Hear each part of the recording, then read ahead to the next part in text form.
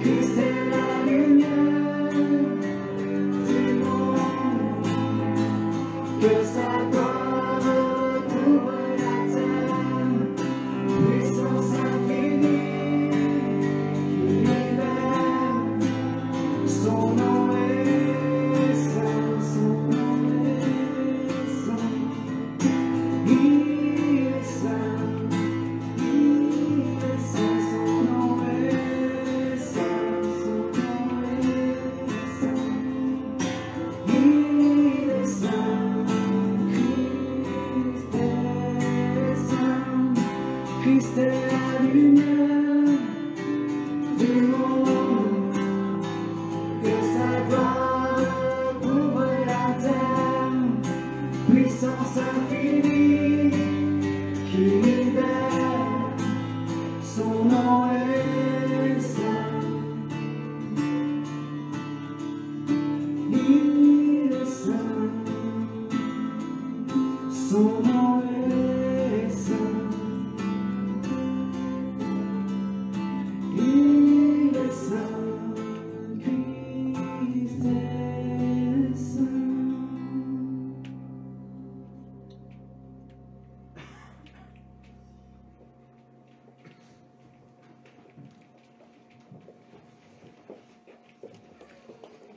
Voilà, Seigneur, maintenant, au moment d'écouter ta parole, nous nous plaçons devant toi.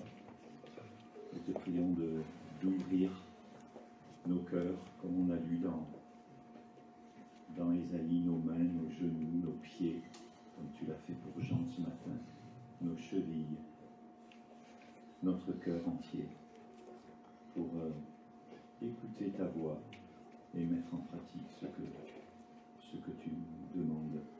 Veuille bénir ton serviteur Pascal, veuille l'inspirer, lui donner la joie et la paix, et nous te rendons grâce ensemble. Amen.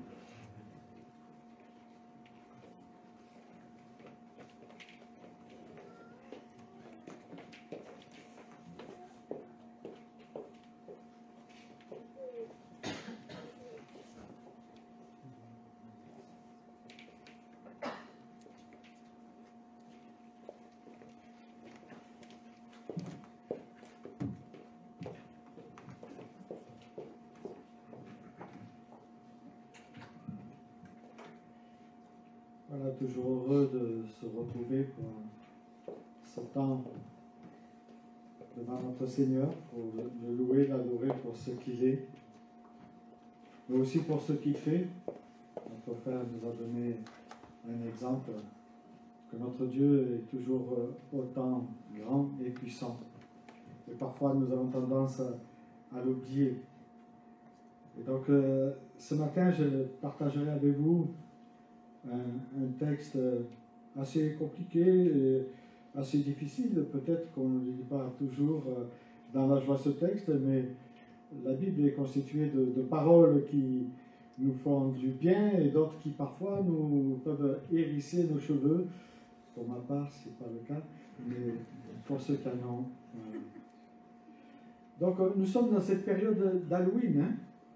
Halloween, et moi j'étais surpris, en tout cas quand on était à Mont-de-Marsan, de voir les écoles, les magasins, les grandes surfaces, les petits commerces qui mettaient en vitrine de nombreux décors pour représenter cette fête.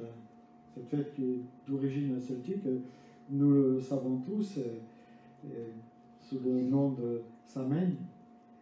Beaucoup d'écoles en France, en tout cas, je me souviens à Mont-de-Marsan, célébraient Halloween.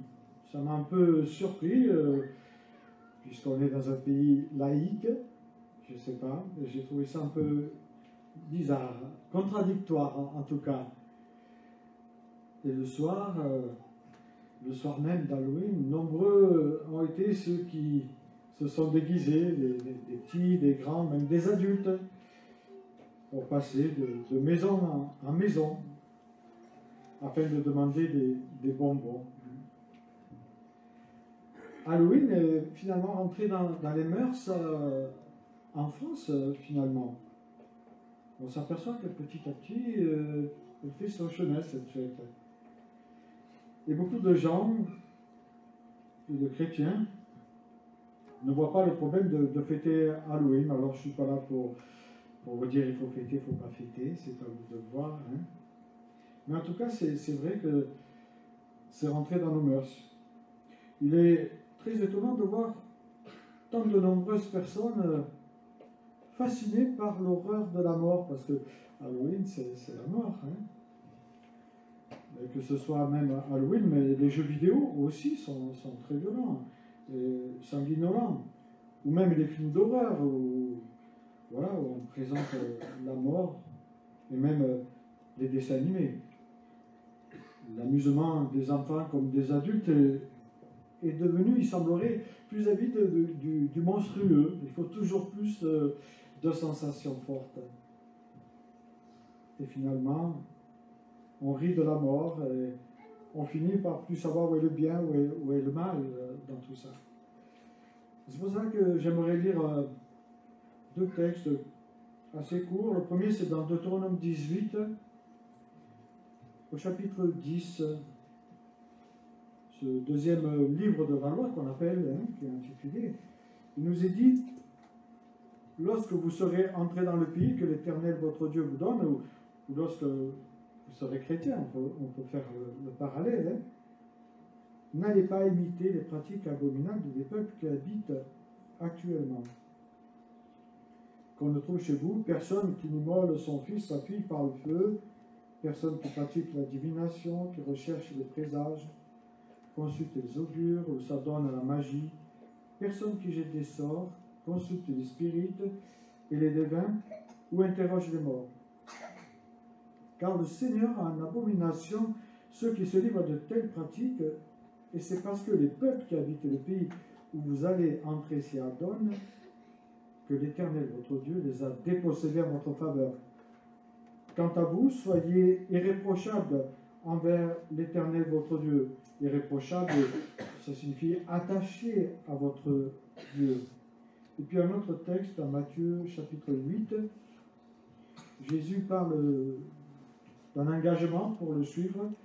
Et au verset 18 du chapitre 8, il dit cela.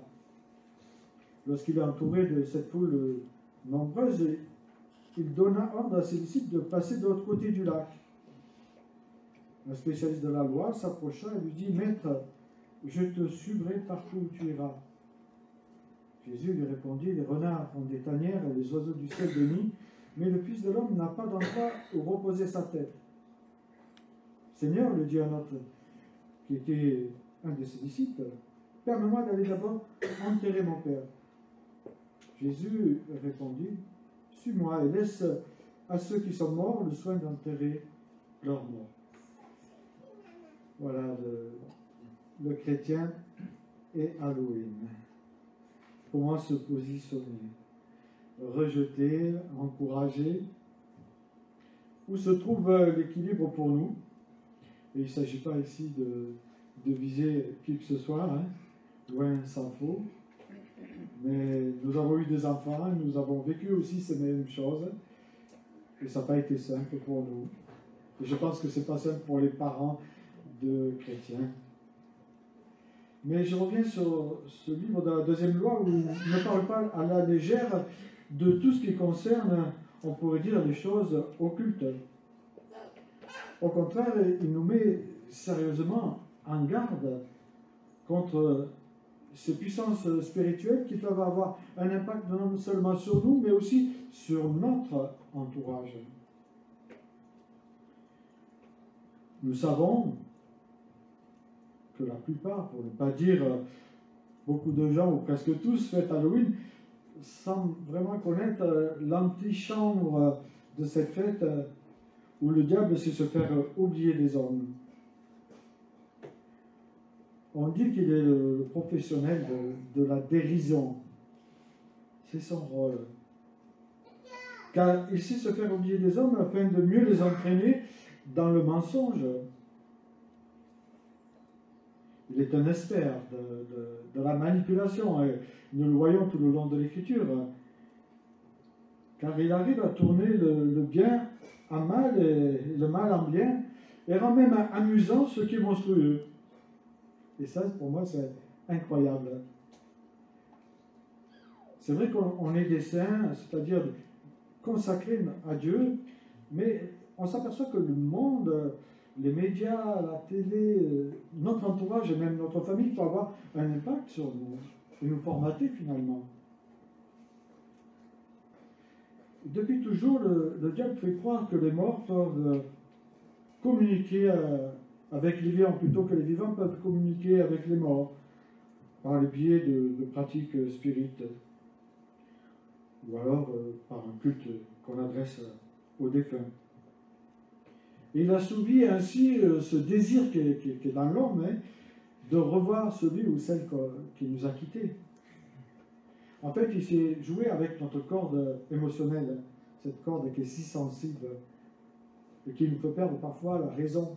Alors que l'Épître aux Hébreux, Hébreux 9, 27, nous dit qu'il est réservé aux hommes de mourir une seule fois et après, on se retrouve devant Dieu. Par contre, si notre société tourne la mort à la dérision, la Bible ne le tourne pas à la dérision, bien au contraire. Elle ne la banalise pas non plus. Elle le décrit comme une réalité cruelle. Le deuil est souvent accompagné de larmes, d'émotions fortes, de perte de repères. Le deuil nous déstabilise, et c'est une réalité. Et Jésus, quand il a vu les gens pleurer, lui-même a versé des larmes. Il a été attristé. La Bible nous dit que la mort est le dernier ennemi qui sera vaincu. Donc c'est un ennemi. La mort est un ennemi. Elle sera détruite par le Dieu Tout-Puissant à la fin, à son retour. La Bible nous enseigne aussi qu'on ne peut pas communiquer avec les morts et on ne doit pas communiquer avec les morts.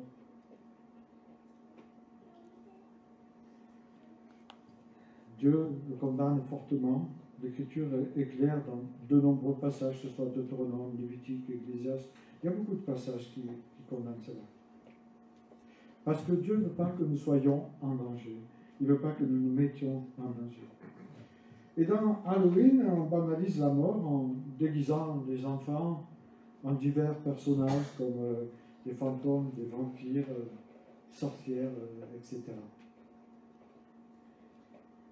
Et je suis très étonné que dans un pays qui se dit laïque, comme la France, qu'on ne se gêne pas pour faire la chasse aux crèches, aux sapins dans les mairies. Hein.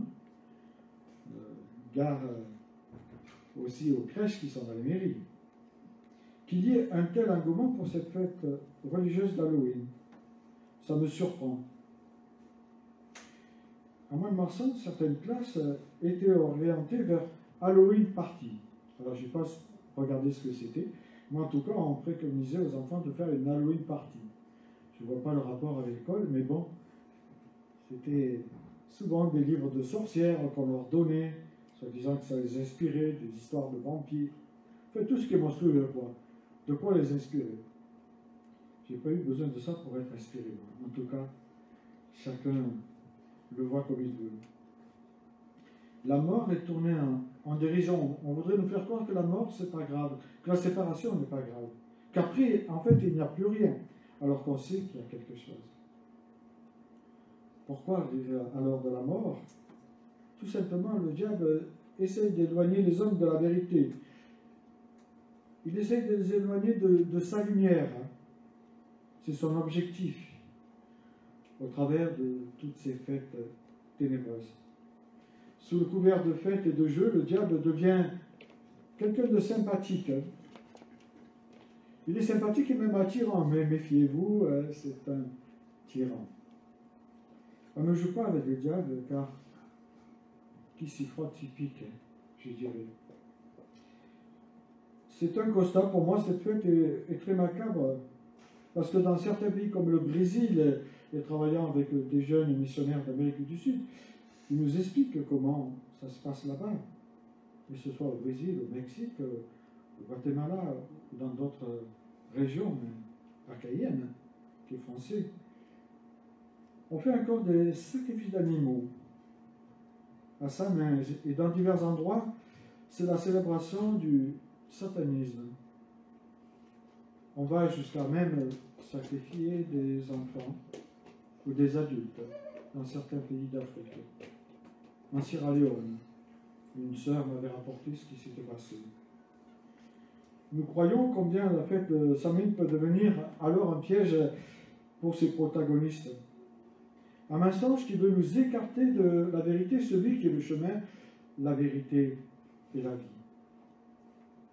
Même si Halloween ne se fête plus de cette manière en France, en tout cas je l'espère, elle cautionne encore cet esprit de mensonge et l'impression que l'on peut jouer avec le diable et ses démons. En fait, notre société ne finit pas de nous formater et de nous inculquer ce qu'elle veut. Et je dirais qu'on a voulu soigner le mal par le mal. Comme de coutume, pour contrer cette fête venant du paganisme, comme beaucoup de fêtes, en 731, le pape Grégoire III déplaça en novembre la fête des saints. Et c'est à partir de là, le premier jour du mois, qu'on célébrera la fête de tous les saints, la Toussaint. Et on a laissé le lendemain pour le réserver au souvenir de tous nos défunts. À partir de là est née malheureusement la fameuse prière pour les morts et le culte, plutôt la messe que l'on donne pour les morts à la Toussaint. Le danger est d'ouvrir une porte au mauvais esprit. Vous savez, dans notre vie, si on commence à ouvrir la porte, ça devient compliqué. On peut être vite pris en tenaille ou ficelé par l'adversaire. Malheureusement, je le redis, on a voulu soigner le mal par le mal, en célébrant Toussaint, cette fête de la communion avec les saints morts, qui est devenue commerciale, où on se doit de fleurir les tombes des cimetières de chrysanthèmes. J'ai rien contre ceux qui fleurissent les tombes, hein. On peut, mais c'est tout l'arrière-plan qui nous dit qu'on rentre et on se laisse formater finalement par le monde. Je comprends qu'il est difficile de ne pas se conformer à notre société ou à nos proches parents. Il y a des gens qui font des kilomètres à tout ça. Hein. Chaque année, il y a des gens qui font des kilomètres à ce jour bien précis pour se recueillir sur la tombe. Je dirais qu'on peut se recueillir sur une tombe n'importe quel jour. Ce n'est pas Toussaint où on doit se recueillir et essayer de parler aux défunts. Dieu nous l'interdit en tout cas de parler aux défunts. N'oublions pas, Jésus est la lumière.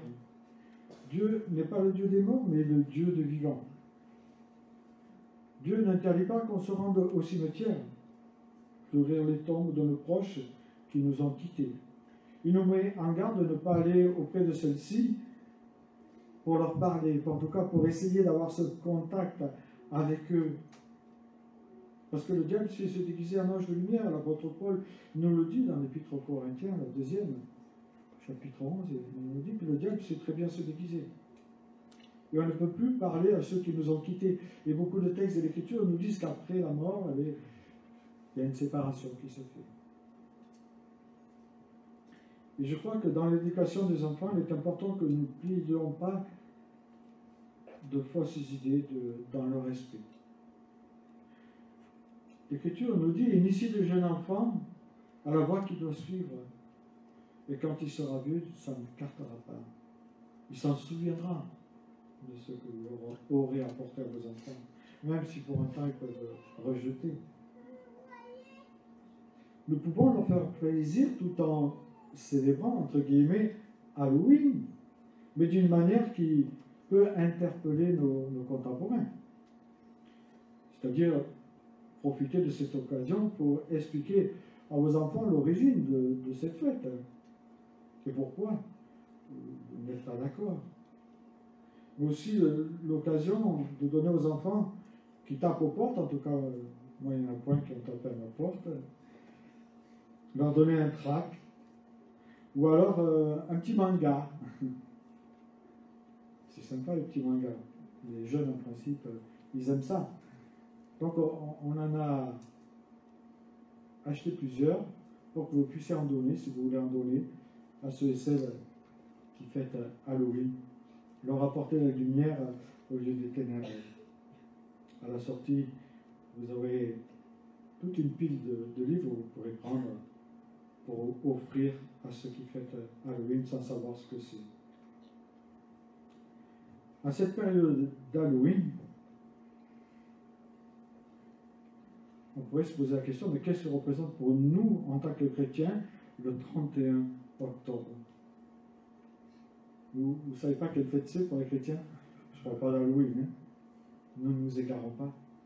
En fait, c'est la fête de la Réforme. C'est la fête de la Réforme, le 31.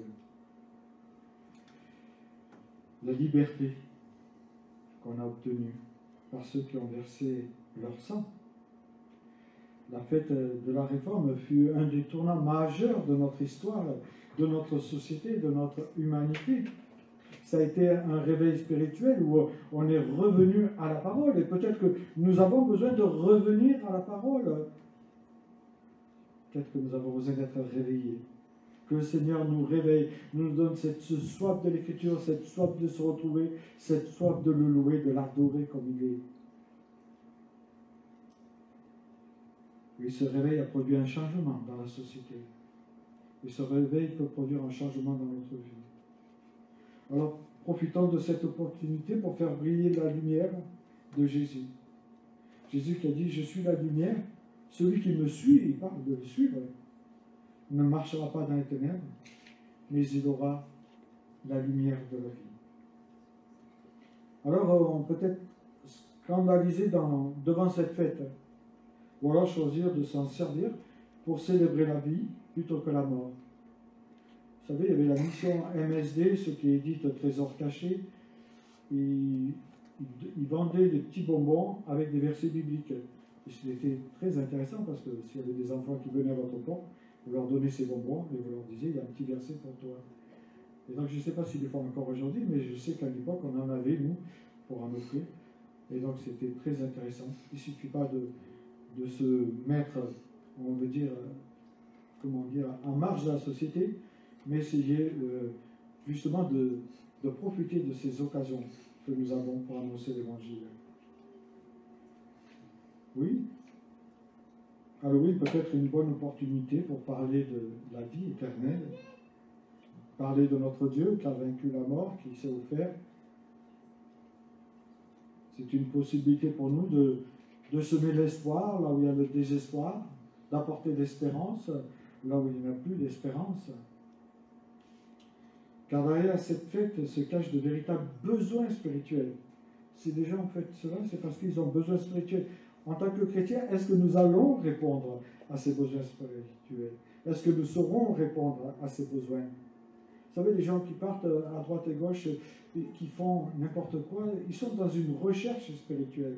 Mais parce que parfois, nous n'avons pas su répondre à leurs besoins.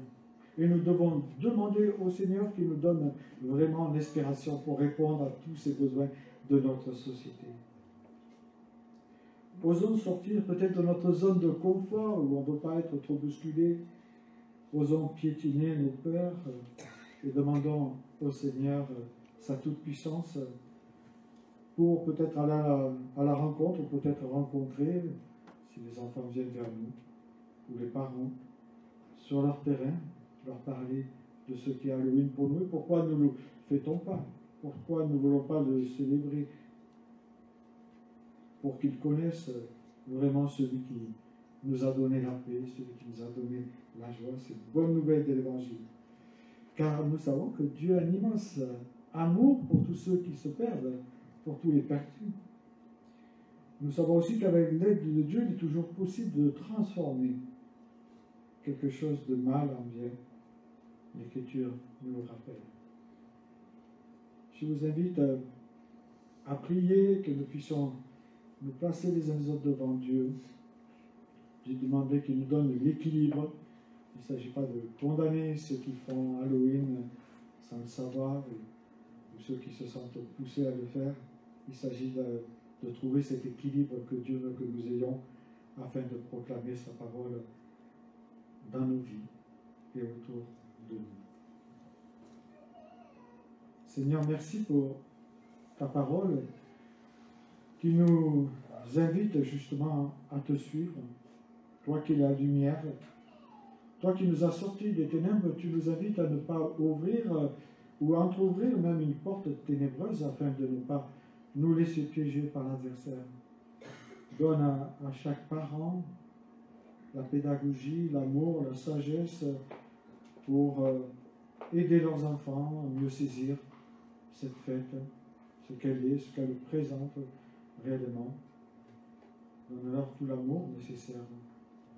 Et merci Seigneur parce que tu nous rappelles que tu peux transformer le bien en mal.